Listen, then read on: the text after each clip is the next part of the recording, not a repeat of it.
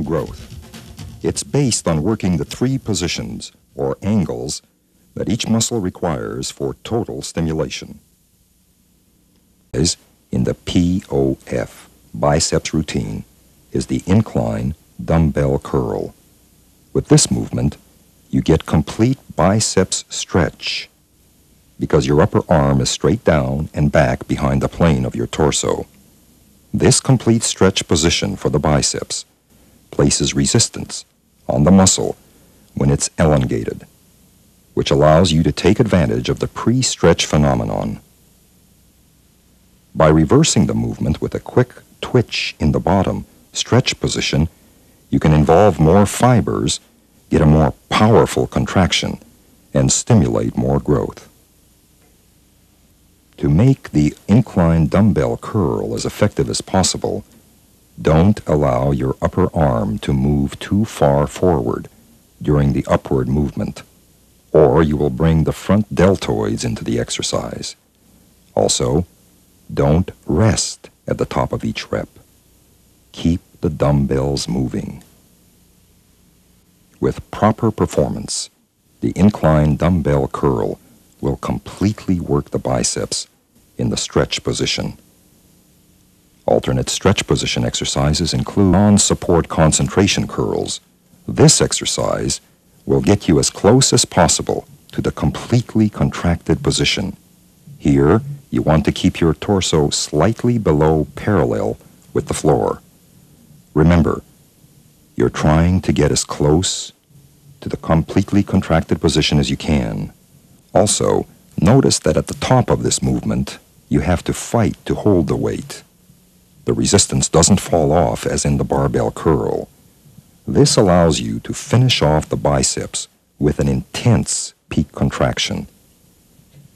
To get the most out of this exercise, don't allow the upper arm to move from side to side.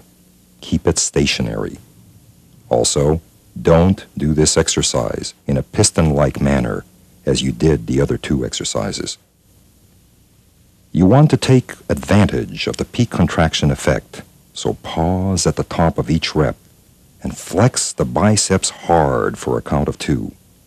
Remember, you only use this pause and flex when there is resistance in the contracted position.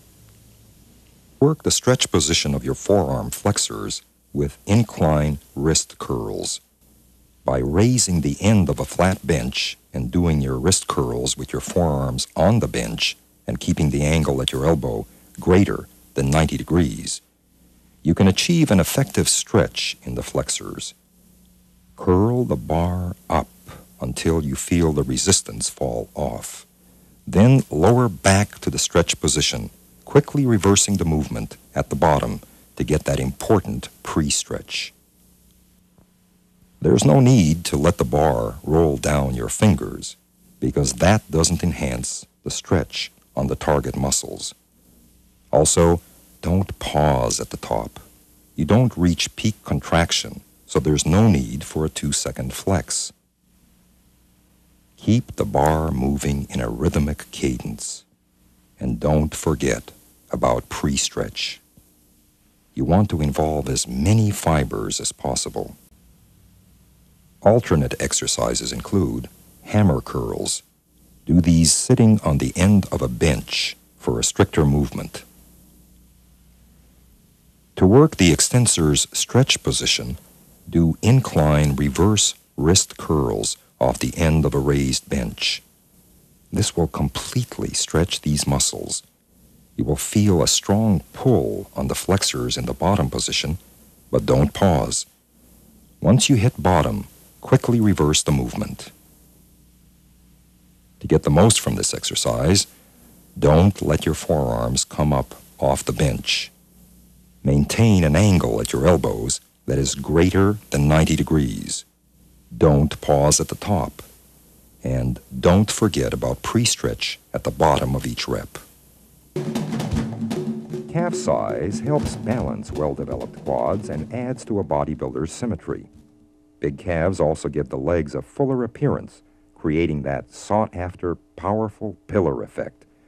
Once again, to get this type of awe-inspiring development, You must work your calves from their 3 positions of flexion. You achieve the calves' mid-range position when you curl your lower leg up with your toes pointed. The calves and hamstrings work together to power the weight up. You reach the calves' stretch position when your torso is at a 90-degree angle to your thighs and your heels are down below your shins, as they are at the bottom of a donkey calf raise. At this point, your calves reach a complete stretch due to a combination of torso angle and heel position, which allows you to activate the myotatic reflex. You achieve the calves' contracted position when your torso and thighs are on the same plane and you're up on your toes, as in the top of a standing calf raise. Let's use these positions of flexion to construct the ultimate calf routine. The first exercise in the POF calf program is the toes pointed leg curl. This is a mid-range exercise. Notice how the calves engage as you curl the weight up. The toes pointed style allows this to happen. To get the most from this mid-range position exercise, keep your toes pointed throughout the exercise. Also, there's no need to pause at the top or bottom of this movement. Remember, this is a mid-range calf exercise. Of effort in the gym is the key to maximum muscle growth in a much shorter time frame. Let's analyze the deltoid and chest muscles and go through a complete POF workout for each of these muscle groups to help further explain this exciting mass-building method. Building program. You should first divide the chest into 2 sections, the upper chest and the lower chest, as these areas tend to function somewhat separately due to the pectoral muscle's multiple points of insertion along the breastbone. Let's take the upper chest first and analyze its 3 positions of flexion.